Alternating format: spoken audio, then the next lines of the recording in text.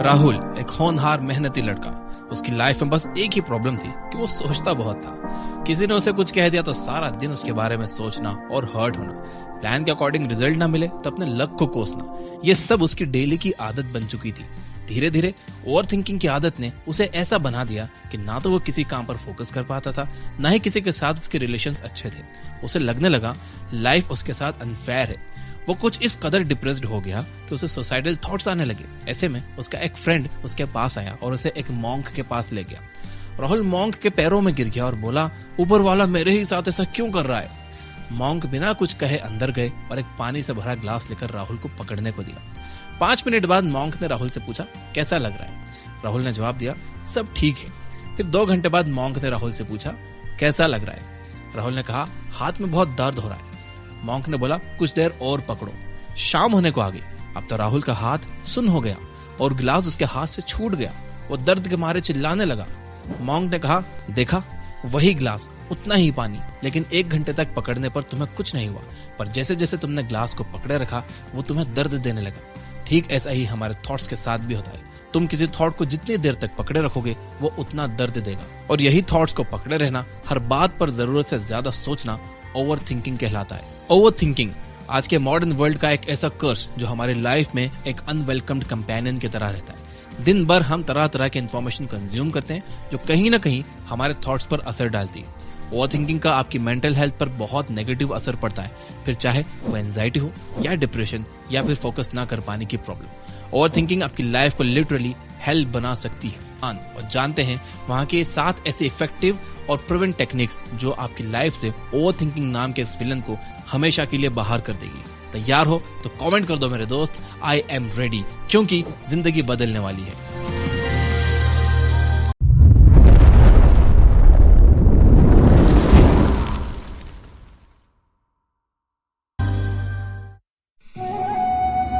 Number 1, shoganai, embrace the unavoidable. Office का एक आम दिन। दिनेश को एक बहुत इंपॉर्टेंट प्रेजेंटेशन बनानी, लेकिन पास के घर में शादी थी और बहुत शोर हो रहा था। दिनेश को बहुत गुस्सा आ रहा था क्योंकि वो फोकस नहीं कर पा रहा था। वो गया शादी वाले घर में स्पीकर की आवाज कम करवाने। वहां उसकी किसी से बहस हो गई। जैसे तैसे निमट कर वो वापस अपने डेस्क पर आया तो बॉस ने बुला लिया। इस बीच मीटिंग का टाइम भी हो गया और प्रेजेंटेशन नहीं बन पाया। दिनेश को सबसे सामने ह्यूमिलेट होना पड़ा। वहीं अंकुर ने अपने कान में हेडफोन्स लगाए और अपना काम निपटा लिया। उसे बॉस ने खूब अप्रिशिएट किया। तो दोस्तों, हम सभी के पास दिन में 24 घंटे ही होते हैं, पर किसे सक्सेस मिलेगी, कौन बस ख्वाब देखता रह जाएगा, ये डिपेंड करता है उसकी चॉइसेस पर। दिनेश ने शोर के डिस्टर्बेंस पर फोकस किया और उसे करेक्ट करने पर अपना टाइम और एनर्जी वेस्ट की, जबकि अंकुर ने वो किया जो उसके कंट्रोल में था और अपने काम पर फोकस बनाए रखा। आपको बहुत से लोग कहते मिलेंगे, यार मुझे किसी ने सपोर्ट नहीं किया, यार टाइम गलत चल रहा है, यार मार्केट डाउन हो गया। बेसिकली वो उन सभी चीजों को ब्लेम करेंगे, उन पर फोकस करेंगे जो उनके कंट्रोल से बाहर है, लेकिन उन चीजों के बारे में सोचेंगे भी नहीं जो वो खुद ठीक कर सकते हैं। दरअसल उन चीजों पर उनका ध्यान ही नहीं जाता, और ये अपने आप में एक बहुत बड़ी प्रॉब्लम है। इस प्रॉब्लम का सोल्यूशन है जापान की शोगनाई टेक्निक। शोगनाई का मतलब है it is what it is, यानी जो है सो है। मतलब जो अनअवॉइडेबल सिचुएशन है उसे जैसी है वैसी ही एक्सेप्ट करो। सिचुएशन को कोसो मत। अपने विल पावर और एनर्जी ये सोचने में लगाओ कि आप ऐसे टाइम में भी अपना बेस्ट कैसे दे सकते हो। जैसे traffic, politics, society, parents, relationship को ब्लेम करके डिप्रेस होने की जगह अपना फोकस अपने स्किल सेट, पर्सनैलिटी और सोशल नेटवर्क पर रखना चाहिए। आप जापान को ही देख लो, जिसने ऑलमोस्ट हर डिकेड में कोई ना कोई नेचुरल डिजास्टर फेस किया है। इसकी वजह है कंट्री की जियोग्राफिकल लोकेशन, जो एक ऐसी टेक्टोनिक प्लेट पर है जो आपस में टकराती रहती है, और इसलिए वहां भूकंप आता रहता है, कुछ ना कुछ होता रहता है। लेकिन जापान के लोगों ने कभी इस बात का मलाल नहीं किया। उन्होंने हमेशा प्रोग्रेस की तरफ ध्यान दिया, जिसका रिजल्ट हम सबके सामने है। आज जापान एक ऐसा डेवलप्ड देश है जिसका लोहा अमेरिका और रूस भी मानते हैं। अब बहुत से लोग ये सोचेंगे कि किसी भी चीज को एक्सेप्ट कर लें यानी हार मान लें, तो मैं आपको एक बात क्लियर कर दूं, एक्सेप्टेंस एक पैसिव नहीं बल्कि एक्टिव प्रोसेस है, क्योंकि इसे आप कंट्रोल करते हो। अब आइए देखते हैं प्रैक्टिकल एप्लीकेशन ऑफ शोगनाई। शोगनाई की एप्लीकेशन हर एक की लाइफ में अलग है और हर सिचुएशन में अलग है। जैसे कोविड-19 के टाइम साइंटिस्ट के लिए शोगनाई का मतलब था कि उन्हें हर समय कोविड के खतरे के बीच काम करना है। उन्हें यह एक्सेप्ट करके ही वैक्सीन बनाने की हिम्मत मिली। जबकि आम लोगों के लिए शोगनाई का मतलब था कि वो एक्सेप्ट करें कि उन्हें घर पर ही रहना है। यानी एक को दिन रात काम करने को एक्सेप्ट करना था, तो दूसरों को काम पर ना जा पाने की बोरियत को एक्सेप्ट करना था। इसी तरह आपको भी फिगर आउट करना है कि आपकी लाइफ का शोगनाई क्या क्या है ताकि आप एक पीसफुल और हैप्पी लाइफ जी पाओ। नंबर 2, शिनरिन योकू यानी फॉरेस्ट बाथिंग या फिर स्पेंडिंग टाइम इन नेचर। कभी कभी मन करता है कि सब कुछ छोड़कर कहीं जंगल में चला जाऊं जहां कोई मुझे जानता ना हो, ना कोई फोन हो, ना टेक्नोलॉजी, बस मैं हूं और नेचर की शांति में बसा एक सुकून। मुझे यकीन है कि आप में से कई लोग ऐसे होंगे जिनके मन में कुछ ऐसी ही बात आती है और ये एक बहुत ही नेचुरल फिनोमेना है। जैसे आप देश या दुनिया के किसी भी कोने में रहो, अगर आप उस जगह उन गलियों में जाओगे जहां आपने बचपन गुजारा था तो आपको एक अलग सा सुकून महसूस होगा। कुछ ऐसा ही नेचर के बीच में भी रहने से होता है। आखिर हमारी स्पीशीज का एवोल्यूशन भी नेचर के बीच ही हुआ था और नेचर हमारे जेनेटिक्स का हिस्सा है। इसलिए जब भी हम नेचर के बीच जाते हैं हमारे ब्रेन में एंडोर्फिन्स नाम के मूड एलिवेटर्स रिलीज होते हैं जो स्ट्रेस और ब्लड प्रेशर कम करते हैं, जिससे मूड ठीक होता है और अटेंशन स्पैन बढ़ता है। नेचर के बीच टाइम बिताने के इसी टेक्निक को जापान में शिनरिन योकू कहते हैं। शिनरिन योकू के अकॉर्डिंग हम सभी को एटलीस्ट महीने में एक बार नेचर के बीच जाना चाहिए। वहां मौजूद चीजों को अपने 5 सेंसेस से कनेक्ट करना चाहिए। आंखों से सुंदर लैंडस्केप को निहारो, अपनी सांसों से नेचर की रॉनेस की खुशबू महसूस करो, अपने हाथों से पेड़ों की पत्तियों के अलग अलग टेक्सचर को फील करो, कानों से खामोशी में गुनगुनाते नजारों का मजा लो, परिंदों की आवाजों का मजा लो। इस टेक्निक से केवल आप ओवर थिंकिंग से ही छुटकारा नहीं पाओगे बल्कि आपका माइंड फोकस्ड और क्रिएटिव भी होगा। कई साइंटिफिक रिसर्च में यह प्रूव हुआ है कि नेचर के बीच बैठने से लोगों को ज्यादा बेटर आइडियाज आते हैं। शिनरिन योकू इस टर्म को 1982 में सबसे पहले टोमोहाइड अकियामा ने कॉइन किया, जो कि Japanese ministry of forest, agriculture and fisheries के डायरेक्टर थे। अकियामा ने एक रिसर्च कंडक्ट करवाई जिसमें यह पता चला कि इसका मेंटल हेल्थ पर पॉजिटिव इफेक्ट पड़ता है। जापानीज साइंटिस्ट ने यह भी पाया कि पेड़ों से रिलीज होने वाले कुछ केमिकल्स जैसे फाइटोसियानिन और एसेंशियल ऑयल्स ब्रेन में मूड एलिवेटिंग हार्मोन्स रिलीज करवाते हैं, जिससे नेचर में जाते ही इंस्टेंटली लोगों का मूड अच्छा हो जाता है और वो नेचर की खूबसूरती से कुछ इस तरह से कनेक्ट होते हैं कि उनका फोकस प्रेजेंट में रहता है, जिससे ओवर थिंकिंग नहीं होती। आज भले ही बढ़ते अर्बनाइजेशन के कारण हम कंक्रीट की आलीशान दीवारों के बीच रहने लगे, लेकिन आज भी हम इन्हीं जंगलों से बिलोंग करते हैं। इसलिए जो सुकून वहां जाकर मिलता है वो दुनिया की भागदौड़ में कहीं नहीं मिलता। प्रैक्टिकल यूज, जब भी ओवर थिंकिंग के बादल आपको घेर लें, बस फोन उठाओ, गूगल करो, आपको अपने आसपास कोई ना कोई ऐसी जगह जरूर मिल जाएगी जहां आप खुद को नेचर से कनेक्ट करके दुनिया से डिस्कनेक्ट कर सकते हो। मैं रहता हूं महाराष्ट्र के औरंगाबाद में और यहाँ पर हिमायत बाग में मैं जाता रहता हूँ। ये 400 साल पुराना और 400 एकड़ पर फैला हुआ बायोडाइवर्सिटी पार्क है और यहाँ पर मुझे बहुत शांति मिलती है। नंबर 3, नेबुत्सु।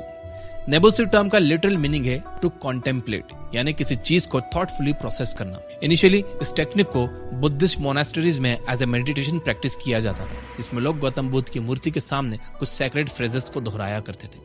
इससे न केवल उन्हें प्रेजेंट मोमेंट में रहने में हेल्प मिलती थी बल्कि उनके ब्रेन के कॉग्निटिव स्किल्स भी डेवलप होती थी, जिसका रिजल्ट उन्हें इंक्रीज्ड फोकस और इनर पीस के रूप में मिलता था।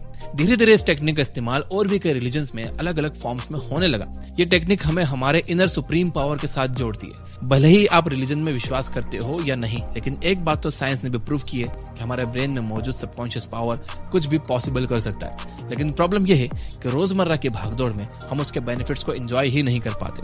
नेबुत्सु टेक्निक आपको हेल्प करेगी अपने ब्रेन में मौजूद सबकॉन्शियस पावर को टैप करके अपने थॉट्स पर कंट्रोल करने में, ताकि आप लाइफ में सक्सेस और हैप्पीनेस हासिल कर सको। आइए देखते हैं इसका प्रैक्टिकल यूज। ओवर थिंकिंग क्या है? आपके थॉट्स का बेलगाम इधर उधर भागना ही ओवर थिंकिंग कहलाता है। तो इसे खत्म करने के लिए आपको कुछ ऐसा करना होगा जिससे आप माइंडफुल रह सको, ताकि जब भी आपके थॉट्स भागने की कोशिश करें आप उनके लगाम खींच सको। और इसके लिए नेबुत्सु से बेहतर और क्या हो सकता है।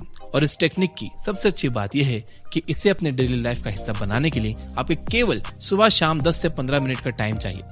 जैसा भी टाइम आपने सेट किया है उस समय पर आप एक शांत जगह पर बैठ जाओ। अगर आप एक मुस्लिम हो तो कुरान की कोई आयत दोहरा सकते हो। अगर आप एक हिंदू हो तो वेद का कोई श्लोक दोहरा सकते हो। अगर आप एक क्रिश्चियन हो तो बाइबल के कोई वर्स दोहरा सकते हो। आप चाहे कोई भी धर्म मानते हो, सबसे जरूरी है आपका सेक्रेड फ्रेज जिसे आपने चुना है, जिसे आप दोहराना चाहते हो। उस फ्रेज को 10-15 मिनट रिपीट करो। चाहो तो ऑडियो के जरिए सुनो। अगर इस बीच कोई थॉट परेशान करता है तो वापस अपने ध्यान को उस फ्रेज की तरफ लाओ। बस आपका काम हो गया। यह प्रैक्टिस न केवल ओवर थिंकिंग बल्कि एडिक्शन, एंगर, डिप्रेशन और एंजाइटी को भी दूर करती है और आपको ग्रेटिट्यूड और कामनेस से भर देती है। So give it a try और फिर कमेंट में आकर मुझे बताना कि आपको कैसा महसूस हुआ। नंबर 4, ज़ाज़ेन यानी सिटिंग इन मेडिटेशन। ये एक ऐसा मेडिटेशन है जिसमें आप आउटर वर्ल्ड से अपना फोकस अपने इनर वर्ल्ड में शिफ्ट करते हो। नेबुत्सु की ही तरह ज़ाज़ेन भी बुद्धिज्म से लिया गया है। इसका ओरिजिन आज से 2500 साल पहले गौतम बुद्ध की टीचिंग्स के थ्रू ही हुआ था। ज़ाज़ेन आपको अपने इनर सेल्फ को रिफ्लेक्ट, हील और इम्प्रूव करने में हेल्प करता है। कई लोग अपने पास्ट के ट्रॉमा से इतने जख्मी होते हैं कि उनके लिए उससे बाहर निकलकर एक नॉर्मल लाइफ जीना बहुत मुश्किल होता है। ऐसे में जाज़न उनके लिए एक सेवियर का काम कर सकता है। आइए देखते हैं इसका प्रैक्टिकल लाइफ में यूज कैसे हो सकता है। सबसे पहले शांति से घर के किसी पीसफुल कॉर्नर में बैठ जाओ। अपने पोस्चर को अपराइट और स्ट्रेट रखो।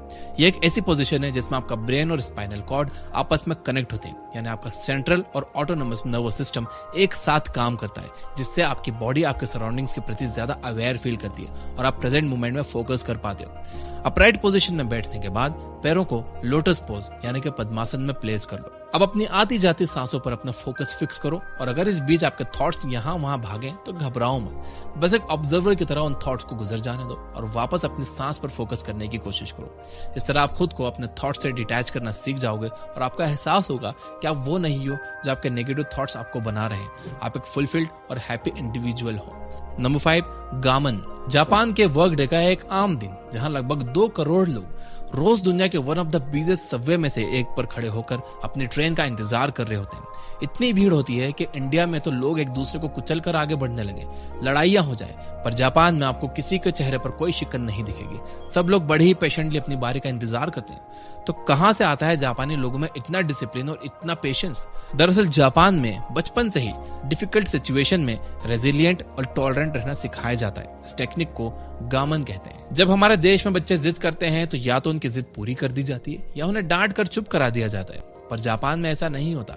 जापान में जब बच्चा जिद करता है तो उसके पेरेंट्स उसे एक कोने में तब तक बैठने के लिए कहते हैं जब तक वो शांत ना हो जाए, और इस तरह वो बच्चा अपने इमोशंस पर काबू करना सीख लेता है। इस टेक्निक को गामन कहते हैं। जापान में गामन को as a sign of maturity मानते हैं। इतिहास गवाह है कि जापान ने किसी भी और कंट्री के मुकाबले सबसे ज्यादा नेचुरल डिजास्टर फेस किए, लेकिन इन डिजास्टर्स के बीच जापान के लोगों का एंड्योरेंस और पेशेंस जापान के लिए वरदान साबित हुआ है। यह टेक्निक इस प्रिंसिपल पर बेस्ड है कि जब भी इंसान किसी डिफिकल्ट सिचुएशन में होता है तो उसके इमोशंस उस पर हावी हो जाते हैं और वो लॉजिकली नहीं बल्कि इमोशनली सोचने लगता है, जिससे उसका डिसीजन गलत होने के चांसेस बढ़ जाते हैं। पर अगर आप गामन को अपनी डेली लाइफ का हिस्सा बनाओगे तो आप इमोशंस को कंट्रोल करके थॉट्स को रिडायरेक्ट कर सकते हो और खुद को ओवर थिंकिंग से बचा सकते हो। अब आइए देखते हैं इसका प्रैक्टिकल लाइफ में यूज। वैसे तो गामन एक ग्रेजुअल प्रोसेस है, लेकिन अगर आप इसे अपनी डेली लाइफ में रिलीजियसली फॉलो करोगे तो कुछ ही हफ्तों में आपको इसके बेनिफिट्स दिखने लगेंगे। आपको केवल इतना करना है कि आपको अपना हर दिन प्लान करना है, और चाहे आपका मन करे या ना करे आपको सारे काम करने हैं। चाहे आप बीमार हो तो भी, चाहे आपको अच्छा ना लगे तो भी। धीरे धीरे आप अपने नेगेटिव इमोशंस पर काबू पाना सीख लोगे। बेसिकली आपको केवल आउटकम पर फोकस करना है, चाहे प्रोसेस कितनी भी मुश्किल हो। आपको एक एक स्टेप बढ़ाते हुए मंजिल तक पहुंचना ही है। नंबर 6, वाबी साबी। जानते हो लाइफ का सबसे बड़ा सच क्या है? डेथ। जो भी पैदा हुआ है वो मरेगा। अगर अच्छे दिन आए हैं तो बुरे भी आएंगे। लाइफ कभी भी परफेक्ट नहीं होती, और जब लाइफ खुद ही इम्परफेक्ट हो तो हम इंसान ना जाने कौन सी परफेक्शन के पीछे भागते रहते हैं। साइंस और वेस्टर्न सिविलाइजेशन के असर ने हमें परफेक्शन का कुछ ऐसा पाठ पढ़ाया है कि चाहे कपड़े हो या रिश्ते, करियर हो या पर्सनैलिटी, हमें हर चीज परफेक्ट ही चाहिए। पर कभी आपने सोचा है कि ये परफेक्शन की तलाश हमें कहाँ ले जा रही है? ओवरथिंकिंग के दलदल में जहाँ जो भी हमारे पास है हमें हमेशा कम ही लगता है, और हम ये दिल मांगे मोर की सोच के साथ बस दौड़ते रहते हैं। जहां दुनिया इम्परफेक्शन को छुपाने और मिटाने में लगी है, वहीं जापान के लोग इम्परफेक्शन को एम्ब्रेस कर उसे अप्रिशिएट करना सिखाते हैं। इस टेक्निक को वाबी साबी कहते हैं। ये टेक्निक ज़ेन बुद्धिज्म की टीचिंग से ली गई है, जो कहती है कि नेचर खुद ही इम्परफेक्ट है। जब आप अपने आसपास के पेड़ों को, पक्षियों को देखोगे तो आपको एहसास होगा कि हर किसी में कोई ना कोई कमी जरूर है।